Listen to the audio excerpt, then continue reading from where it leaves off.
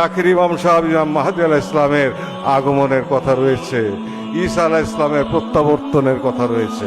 এমনই একটি পরিস্থিতি পৃথিবীতে বিরাজ করবে, এমনই একটি পরিস্থিতির উদ্ভব ঘটবে যখন মানব জাতি অস্তিত্ব সংকটে পড়বে।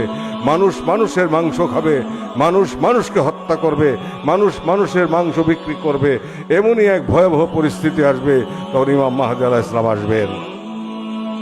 তিনার আবির্ভাব ঘটবে, তিনি সারা পৃথিবীর মানুষকে, বিশ্বাসী মানুষকে ঐক্যবদ্ধ করবেন। তখন দাজ্জালের আবির্ভাব ঘটবে একটা পর্যায়ে, এবং বিভিন্ন ধরনের কারামত সে প্রদর্শন করতে থাকবে আমাদের ঈমানকে হরণ করার জন্য, তাকে হত্যা করার জন্য, তাকে ধ্বংস করার জন্য।